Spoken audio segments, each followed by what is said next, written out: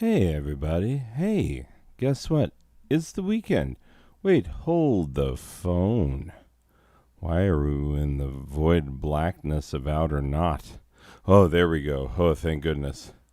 I was afraid that we were in the void and not in this waking nightmare. Come on. You know you prefer a waking nightmare to the void? I mean, wouldn't you? Anyway, yeah, so infinite regression for a minute, but then, look, it's your pal. Weekend Type Fun, Volume 19. We haven't had Weekend Type Fun in a little bit. It's been a bit. Has been. Has been. That's right. If I were the kind of person who had ever been a bean, I would say I'm a has-been, but I haven't been. But we have been having fun with Weekend Type Fun, and then I don't know. I felt like I was running out of ideas and like it wasn't working. And then it was like, wait, ideas working? Since when the frick has that been the theme of this show? Like, come on. This channel isn't about doing things right.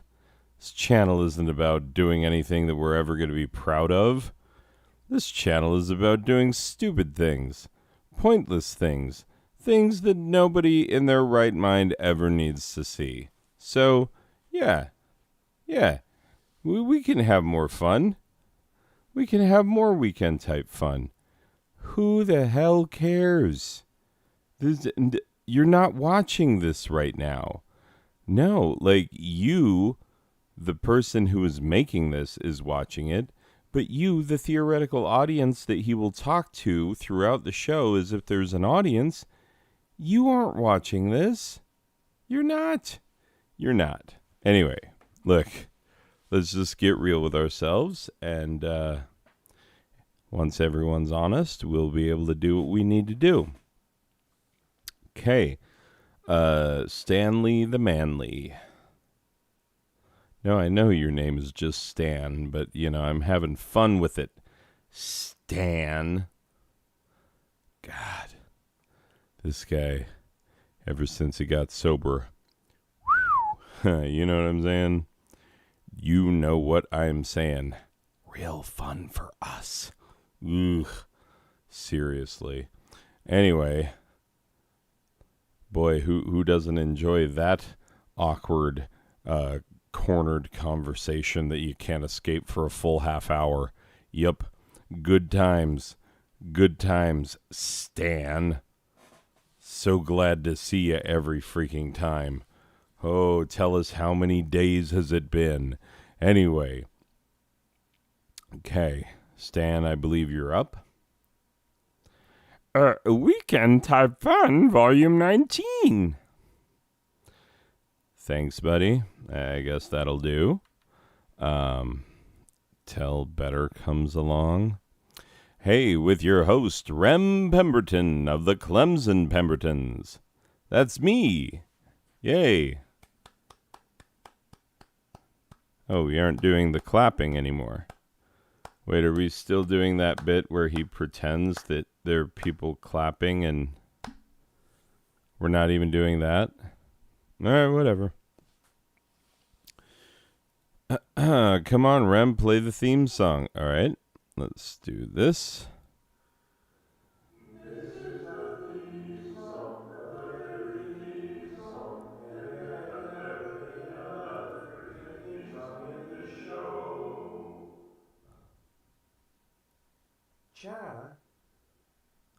What the frick? Hold the mayonnaise. What in sweet tarnation was that? Like, please, can anyone explain? We had a theme song at one point. It had always been the theme song. Same one since always. And then we're changing it. That what we're doing. We've never done an episode without that theme song. And you're all okay with this. All right. Hey, dedication. I bet this is going to be some funny. To my LGBTQ homies, Lord knows you suffer enough with your journey to find your identity. There's no reason why you should be expected to bear the burden of the vitriol unjustly lobbed your way by those mouth-breathing knuckle-draggers whose very existence is a blight on humanity itself. Yeah, I, I really mean that, too. Like, this is not me being funny or anything. Like, my God, this week and last week, my LGBTQ kids, like, has not been easy for them. So, shout out to you. I appreciate what you do, and you know, it does get better apparently. So, yeah, here's hoping for that, and we'll do what we can while we can. Anyway, hey, this week's episode. Oh, it better be something to get us out of a comedy pit. You know what I'm saying? What about a picture of the comedy pit? Oh, jeez. I did. You know what? Okay. If I remember, if I forget, then remind me, but I probably will forget. As a bonus episode, I will upload whatever I got done on those other slides as a bonus episode. Anyway, I'm not sure how this is going to go either because I know it's coming up and we'll see. Braxton, very conceptual. Conceptual does not always mean good. We'll find out. The news. That's right. This is a news show now, and it's every bit as believable as anything Tucker Carlson has ever read. I said that perfectly. News number 1. In a victory for humanity, the Black Eyed Peas have agreed to refund every red cent they've ever made from their, finger quotes, music. Also, I did finger quotes when I read the word finger quotes, but only when you heard me pause slightly before saying it. News number 2. In a dramatic reversal of expectations, Senator Matt Gaetz exhibited a smidgen of human decency this week in what was supposed to be a private text message. Picture looks pretty normal. Looks exactly like I've seen him in every other picture, so we are going to move on. Here is the text in question. Heard the text in question. I'm definitely, my speech patterns are that of a man who is in the news business. Yes, ladies and gentlemen, here is the text in question. Hey, guy dude, bruh. What up, my fellow underage girl fanatic? Not a good time, my brosif. Oh my god, that's bra and brosif combined. A more douchey portmanteau there is not. What? You not coming to the hotel room I purchased for an underage girl? No, I'm still coming to the room, but I gotta go to my grandma's funeral first. I'm sorry to hear that. Critics were quick to point out a few things. First of all, Gaetz and his compatriot were obviously texting about their illegal exploits with underage girls. Fun fact, Gaetz is accused of doing exactly what's in the text, and there's some pretty solid evidence that he did precisely that, even though he denies it. We know he supplies it. Secondly, they have proof that "sorry to hear about that" is one of the 3 predicted texts based on the previous texts in this exchange. Third, critics have also stated that, disgusting as it may be to think about it, Gaetz's text may have been a sarcastic jab at his friend, indicating that there would now be more underage girls for Gaetz. Ew. So, is Gates, in fact, not a human monster? You decide. Yeah, you decide. Monster? Yes, he is. That's what we've been strongly implying this whole time. That's the right answer. Anyway, news number 3. The person writing this news may have just spent a full 10 minutes watching and re-watching a Canadian Tom Hankey is an Aqua Velva Man commercial. Oh, I remember Tom Hankey. I had his card. Like, I had multiple Tom Hankey baseball cards. Them, like, mid-'80s tops. And even a Don Russ.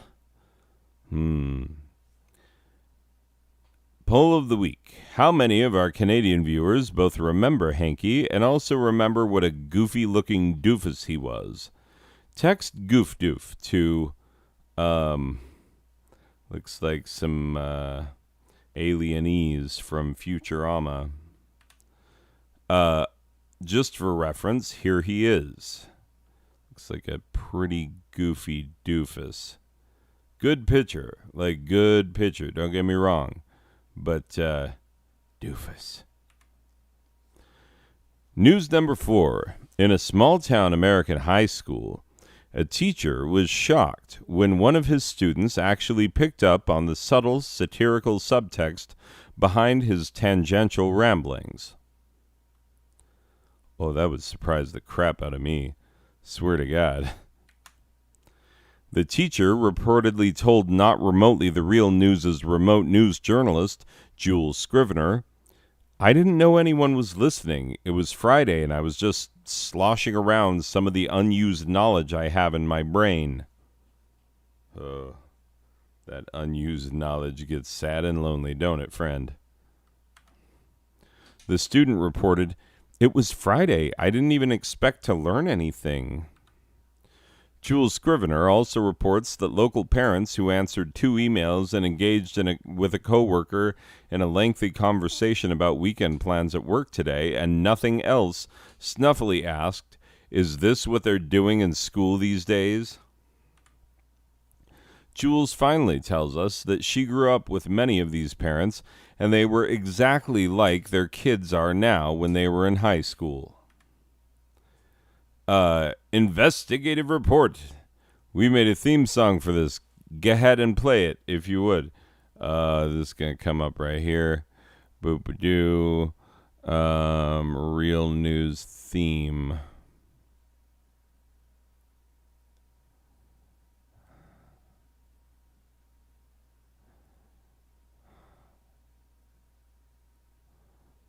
There we go.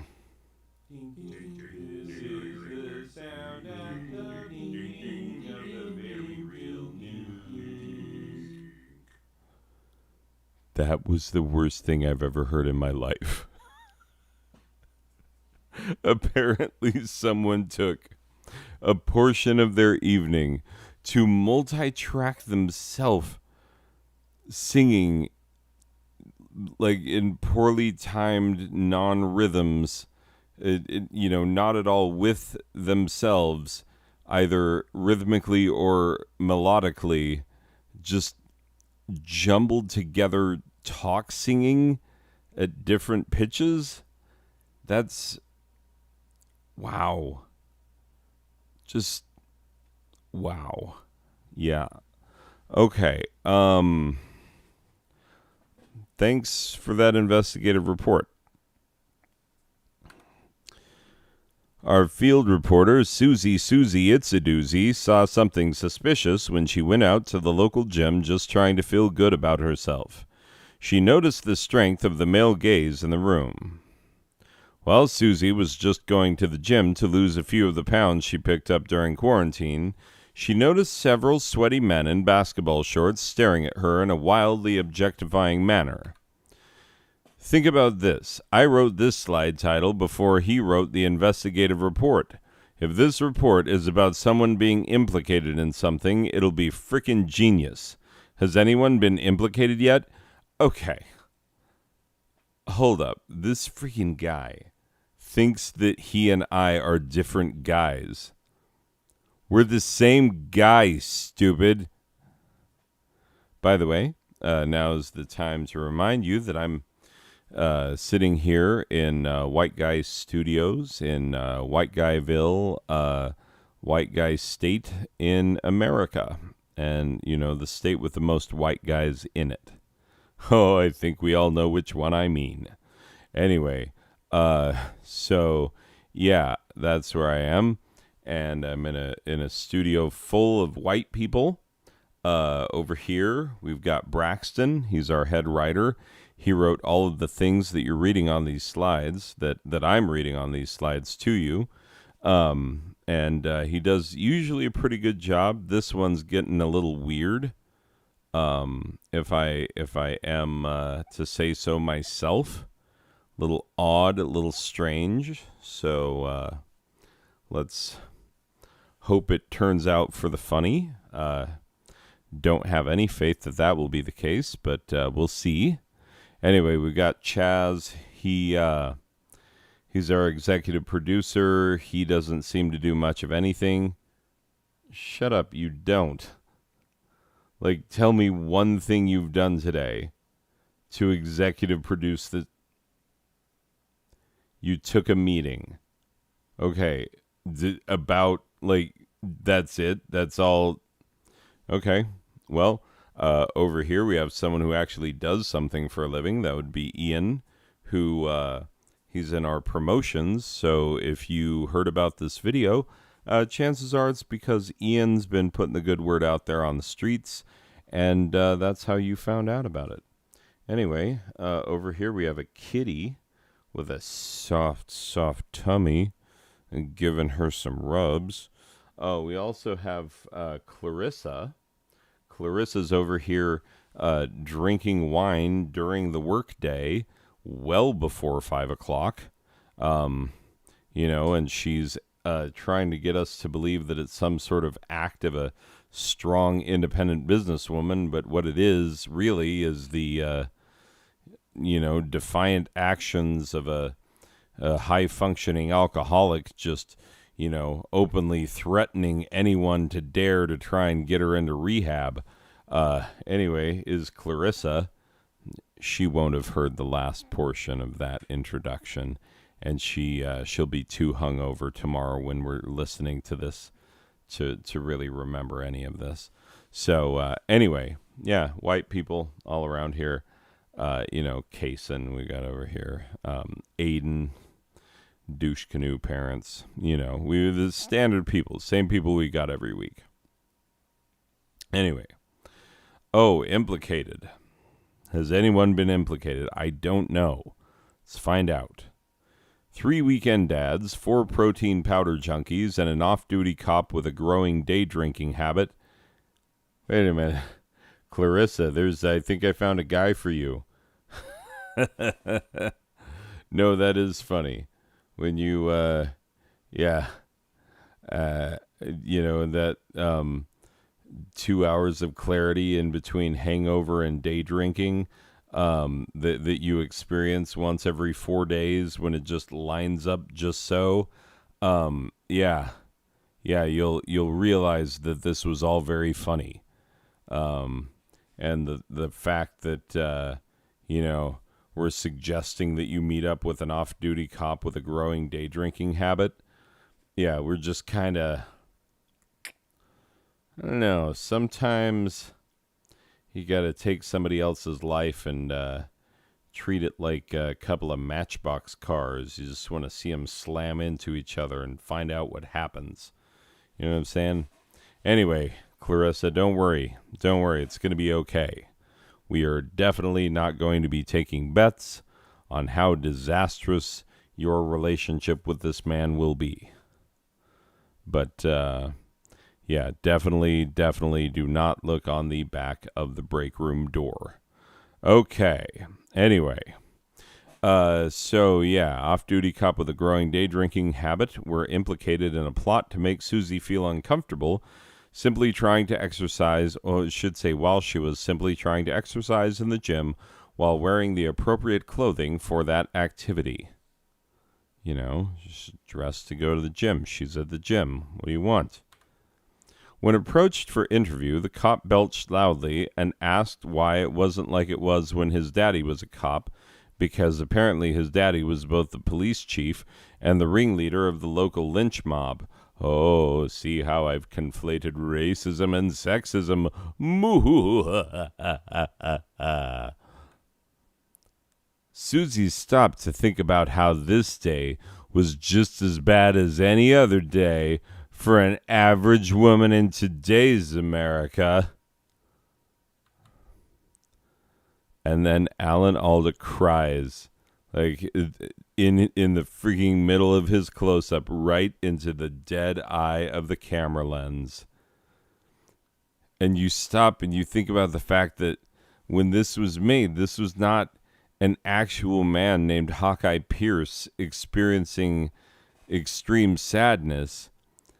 It's a man named Alan Alda who has like worked to become good at, taking on the emotions of others, especially people who never existed in the first place. And that man with this ridiculous profession is the one who is crying into the dead eye of the camera lens.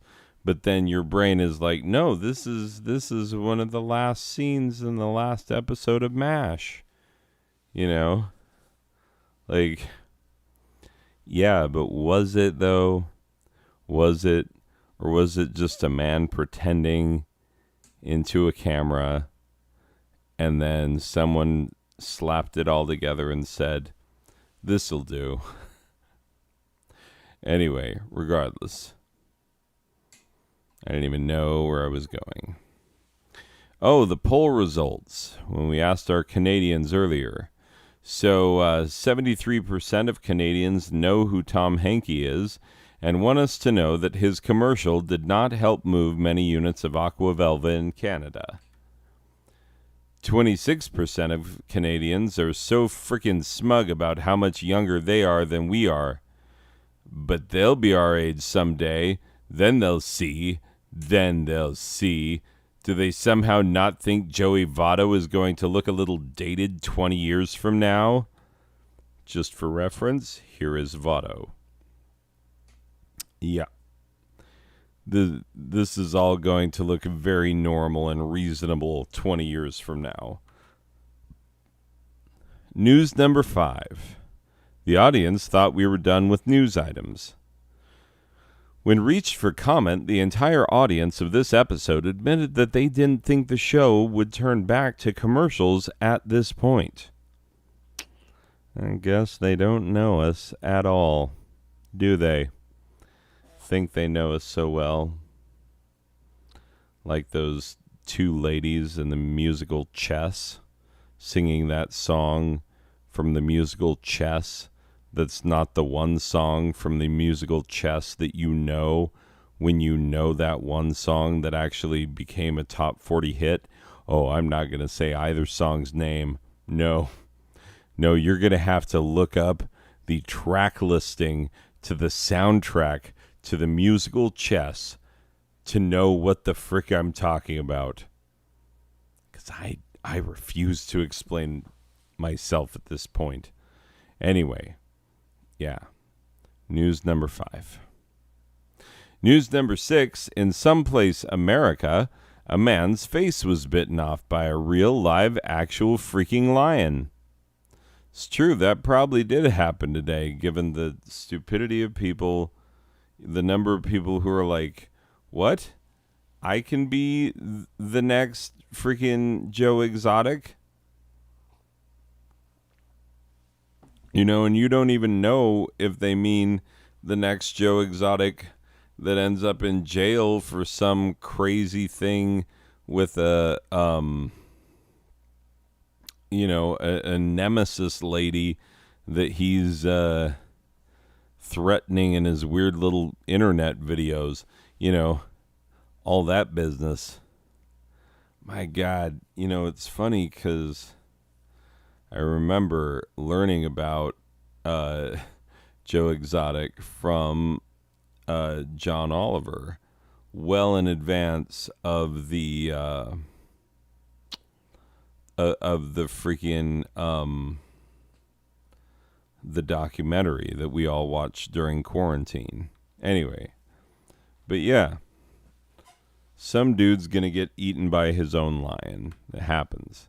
No one was surprised because the man actually thought he was responsible enough to own an animal like this as a freaking pet. Yeah, look at that guy. Look at relative size of his head to the lion's head. The lion's a wild freaking animal. It likes meat. That man is made of meat. There's no reason why that lion doesn't just grab his big freaking head right now. Anyway, we let the authorities know about the lion, and we all went on about our normal, non-lion owning lives. Luckily, none of us were hurt. Yeah, most of us don't freaking own a lion because we're not stupid. Holy crap. Because, own a kitten and see how torn up your freaking hands are from the end of the first month of owning a kitten that is barely bigger than your hand.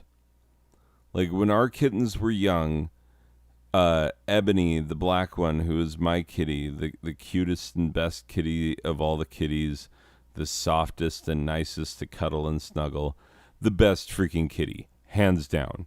Anyway, when she was a kitten and I would go to pet her, she was only 2 inches longer than my hand was wide.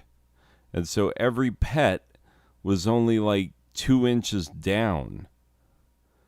And then you pick your hand up again and go down another 2 inches because your hand covered way too much of her body length.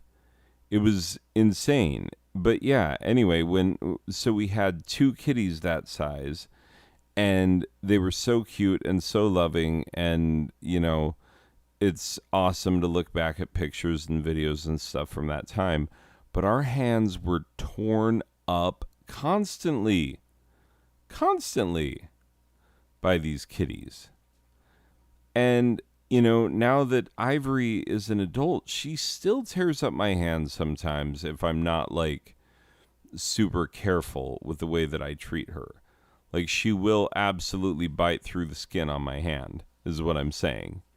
So, that's the teeny tiny domesticated version of this animal.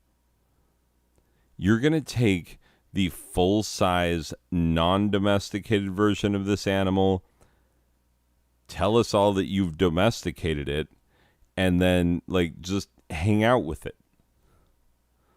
That's normal. Okay. All right, you spend your life in interesting ways, I guess. This just in. Man forgets what he's talking about, and woman takes advantage of the situation by insisting that whatever he was talking about, he was wrong. That's a good trick. Woman, kudos to you. That's some tricky business that you pulled off right there. You are a real finesse player of this game called life, woman. Tell you what. Anyway, kudos to you. In further headlines, local flower sales up 20% this week. Seems unrelated, but okay. Celebrity gossip is a waste of your life. Whatever the author of this slide chooses to insert as a picture below is a better use of your time. Yeah. The person reading the slides remembers that he has students who might see this. Son of a...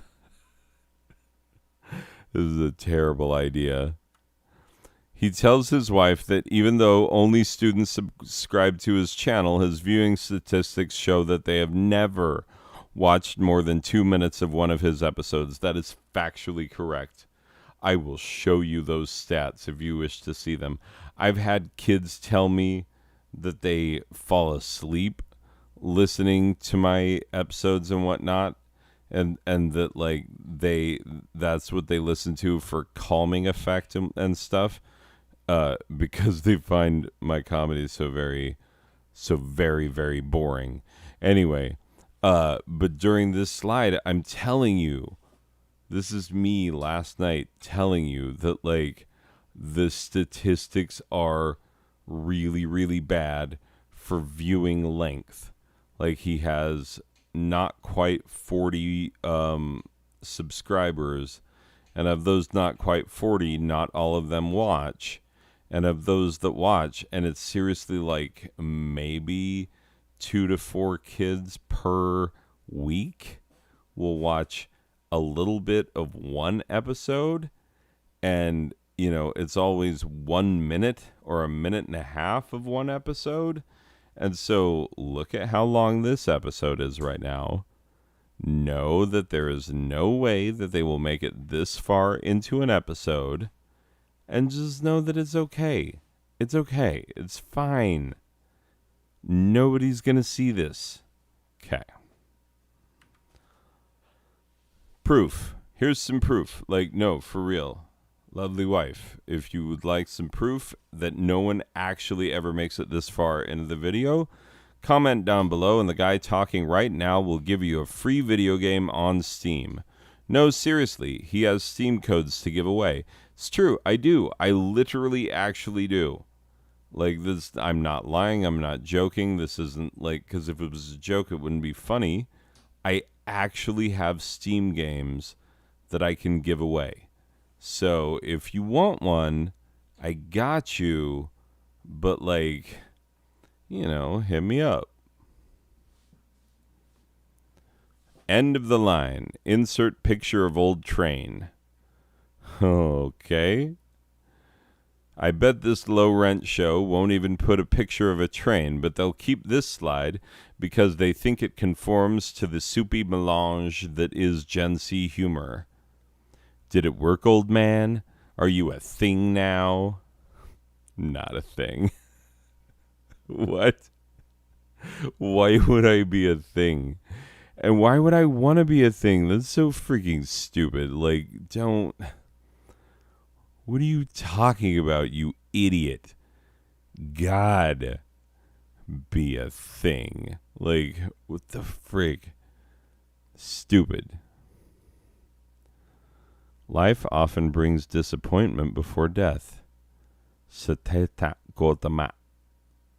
Or Siddhartha Gautama, if you say it like a total white person. Oh my God. Hey, look. You thought we were going to go on forever? No, not every episode lasts for freaking ever, okay? Like, sometimes zip zop, in, out. Wham bam, thank you, didn't stay up all freaking night to make this episode. You're welcome. You're welcome, because it didn't take you 3 hours to watch it. Yeah, got through some slides. It was fine. Didn't have to stop and make commentary on every little one and be like, brr, brr, brr, brr, brr. Here's what I think about every little thing, because I always have to bring my freaking point of view to bear on everything, because I think I'm so important, and I think everybody should hear what I have to say about every little thing, because, oh my God, I'm just so great. Boop-a-doop-a-doo. Like, yeah, that's what it'd be saying, and like, I don't even believe that. Obviously, I'm like, no, nope. That is not even jokingly what I mean. Anyway, this program was made possible by the Igneous and Gertrudina Buttcomer Foundation and by viewers like you. Promotional considerations provided by Ralph Morgan's Extra Strangly Snakes, the Lonely Ass Librarians Guild, Grandpappy True Reel's Foul-Smelling Balms and Gruels, and the one and only true God. I would talk to you about her and the religion in which we follow her, but I'm afraid one of the main tenets of that religion is that I not talk about it, so I'd prefer you didn't even ask. This program was directed and performed by Rem Pemberton. His staff thinks he's a real piece of work, if you know what I mean. I don't know what you mean. You mean like I'm a pretty cool guy? Pretty decent guy to work with. I can get behind that. If you mean anything else, we might need to have a talk. Written by Braxton White Guy. He's not actually this gray. He uses graying creams. It's pretty well established. Theme song, The Out of Tuners. Could add Out of Rhythmers this week. Guys, it sucked. The song sucked. I never heard it suck worse. Get it together, guys. A presentation of Non-Sober Badger Productions. A subsidiary of the large, boring-sounding corporation with surprisingly questionable business practices. Lawful Asset Holdings Incorporated. A branch of the intentionally vague corporation whose purpose may never be known. The Blaine Group. And communism. It's not dead yet, suckers. Hey, this week's lucky listener weekend getaway giveaway is Chico Cheech Picarilli. So Cheech Picarilli. I wonder if he's related to the Cheech Picarilli who played left out for the White Sox. Surely they can't be the same guy. No closure! The end! And that is the actual factual end. So there is nothing for me to do other than to thank you for tuning in this week to our ridiculous show that we do for like no reason and that no one ever sees, but we enjoy making it. So that's the only reason it needs to exist. Anyway, thank you, ladies and gentlemen. We will see you in the next one. Okay, bye.